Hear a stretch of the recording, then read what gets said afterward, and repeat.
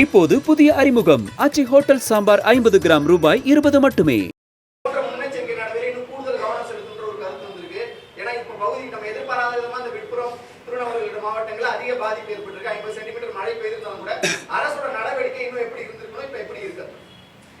இந்த பெஞ்சான் புயலை பொறுத்தளவில் புயல் உருவான ஓரிரு நாளில் எப்பொழுதுமே கரையை கடக்கும்.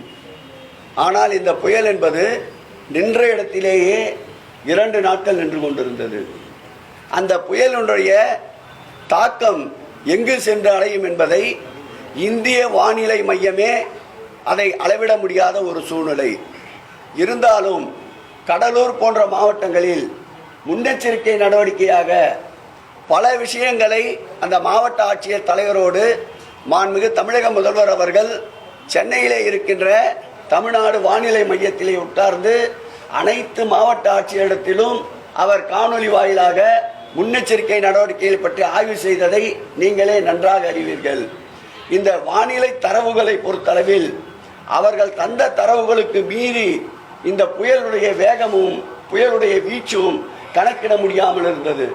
அப்படி இருந்தும் புயலின் தாக்கத்திற்கேற்றார் போல் தயார் நிலையில் இருந்ததால் தான் உயிரிழப்புகள் என்பது அதிகப்படியாக இல்லை.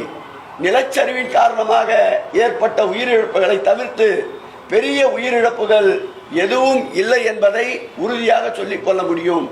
இந்த ஆட்சியாளர் எடுத்த முன்னெச்சரிக்கை நடவடிக்கை தான் இதற்கு முழு முதற் காரணம்.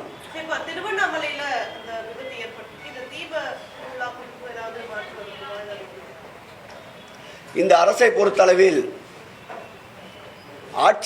ஆட்சியில் இருக்கின்ற அதிகாரிகளும் சரி, அமைச்சர்களும் சரி, நாடாளுமன்ற உறுப்பினர், சட்டமன்ற உறுப்பினர்களும் சரி, மக்கள் பிரதிநிதிகளும் சரி, திராவிட முன்னேற்ற கழகத்தில் இருக்கிற பொறுப்பாளர்கள், கழக தோழர்களும் சரி, இயற்கை பேரிடரை சமாளிப்பதற்கு பேரிடரோடு போரிட்டு மக்களுக்கு தேவையான நிவாரணங்களை வழங்கி வருவதை யாரும் மறுக்க முடியாது. திருவண்ணாமலை தீபத் திருவிழாவை பொறுத்தளவில் நேற்றையிலிருந்து சாமியினுடைய உற்சவ ஊர்வலம் தொடங்கிவிட்டது. நேற்றைக்கு துர்க்கை அம்மனுடைய ஊர்வலமும் இன்றைக்கு பவானி அம்மனுடைய ஊர்வலமும் துவக்கப்பட்டு விட்டது. கிரிவலப்பாதையில் எந்தவித சேதாரம் இருந்தாலும் 2 நாட்களில் சரி செய்யப்படும். அதேபோல் கடந்த ஆண்டு 35 லட்சம் பக்தர்கள் வருகை தந்தார்கள். இந்த ஆண்டு 10லிருந்து 20% மக்கள் கூடுதலாக வருகை தருவார்கள் என்று எதிர்பார்க்கப்படுகிறது. தீபாவளி திருநாளில் கூடுகின்ற கூட்டத்திற்கேற்ப அனைத்து வசதிகளையும் 2 மடங்காக உயர்த்த மாண்புமிகு தமிழக முதல்வர் உத்தரவிட்டிருந்தார். அதன் அடிப்படையில் துணை முதல்வர் அவர்கள் 15 நாட்களுக்கு முன்பாக நேரடியாக கிரிவல பாதையை பார்வையிட்டு மாவட்ட ஆட்சியர் அலுவலகத்தில் ஆய்வுக் கூட்டத்தை நடத்தினார். அதைத் தொடர்ந்து அந்த மாவட்டத்துடைய அமைச்சர் அண்ணன் வேலு அவர்களும் நானும் கடந்த 10 நாட்களுக்கு முன்பு ஆய்வுக் கூட்டத்தை மேற்கொண்டிருக்கின்றோம். வருகின்ற 6-7 தேதிகளில் மீண்டும் ஒரு ஆய்வுக் கூட்டத்தை மேற்கொள்ள இருக்கின்றோம். ஆகவே கூடுகின்ற கூட்டத்திற்கு ஏற்றாற்போல் போக்குவரத்து வசதி, தற்காலிக பேருந்து நிலையங்கள் அமைப்பது, தென்னக ரயில்வேக்கு கூடுதலாக ரயில்களை இயக்குவது, காவல்துறையின் பாதுகாப்பை அதிகப்படுத்துவது, அதேபோல் தீயணைப்பு துறையினுடைய பாதுகாப்பை அதிகப்படுத்துவது, மின்சார வசதி, போக்குவரத்து வசதி, குடிநீர் வசதி, பாதுகாக்கப்பட்ட குடிநீர் ஆகியவைகளை அனைத்து வசதிகளும் ஏற்பாடு செய்யப்பட்டு 40 லட்சத்திற்கும் அதிகமான மக்கள் கூடினாலும் எந்தவித சிரமமும் இல்லாமல் தீபாவளி திருநாளை வெற்றிகரமாக நடத்தி காட்டுவதற்கு முதலமைச்சர் அறிவுறுத்தியிருக்கின்றார்.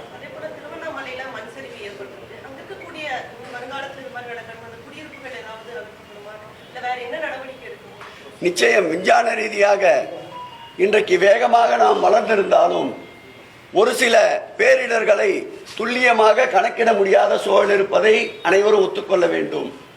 இருந்தாலும் இது ஒரு பாடமாக கருதி இது போன்ற பெருமழை வெள்ள காலங்களில் இது போன்ற நிலச்சரிவு ஏற்படும் என்று கருதுகின்ற பகுதிகளில் இருப்பவர்களை பாதுகாப்பான இடங்களுக்கு கொண்டு செல்ல வேண்டும் என்று மாண்புமிகு முதல்வர் அவர்கள் அறிவுறுத்தி இருக்கின்றார்.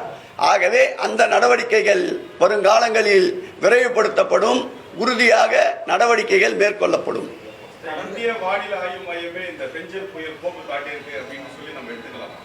உண்மை அதுதான். பல வானிலை ஆராய்ச்சியாளர்கள் 50 ஆண்டு கால வரலாற்றில் இந்த பெஞ்சமின் புயல் என்பது வானிலை ஆய்வு மையத்திற்கே கட்டுப்படாமல் போக்கு காட்டியது என்பது உண்மை. அதனால்தான் திருவண்ணாமலை, கடலூர், விழுப்புரம், தர்மபுரி, கிருஷ்ணகிரி போன்ற மாவட்டங்களில் திடீரென்று ஏற்பட்ட பெருமழை வெள்ளம் என்று கருதுகிறார்கள். வருங்காலத்தில் இதையும் மிஞ்சுகின்ற அளவிற்கு வளர்ந்துவிட்ட அறிவியலை, விஞ்ஞானத்தை நோக்கி துல்லியமாக கணக்கிடுவதற்கு என்னென்ன எல்லாம் வழிமுறைகள் இருக்கின்றதோ அதை மேற்கொள்ள தமிழக அரசு தயாராக இருக்கின்றது. விழுப்புரம் மாவட்டம் வாடா, ஒரு வடிவேலு படத்துல நீ வாடா அப்படின்னு சொல்லி ஒரு கருத்துக்கள் பதிவு. அதே போல இந்த புயலுக்கு ஒரு சேலஞ்சு விட்ட மாதிரி எங்க ஊர் பக்கம் வா, திருவண்ணாமலை பக்கம் வா அப்படின்ற மாதிரி ஒரு நெட்டிசன்கள் ஏகப்பட்ட விஷயங்களை பண்ணியிருக்கிறாங்க. அந்த மாதிரி நபர்களுக்கு உங்களுடைய கருத்து? ஏற்பட்ட துக்கத்தை அனைவரும் பகிர்ந்து கொள்ள வேண்டும். இப்படிப்பட்ட நிகழ்வுகள் மீண்டும் ஏற்படாமல் இருப்பதற்கு என்ன நடைமுறைகளோ அதை நாம் பின்பற்ற வேண்டும். பாசிட்டிவான விஷயங்களே தான் நாம் எதிர்கொள்ள வேண்டும். அனைத்தையும் நல்லவைகளாக நினைக்க வேண்டும். இதுதான் நடைமுறையில் அனைவருக்கும் மகிழ்ச்சியை தரும். இது போன்ற கருத்துக்களை தவிர்த்து விடுவது மகிழ்ச்சியை தரும் என்று கூறிக்கொள்கிறேன். இப்போது புதிய அறிமுகம் ஆச்சி ஹோட்டல் சாம்பார் 50 கிராம் ரூபாய் 20 மட்டுமே.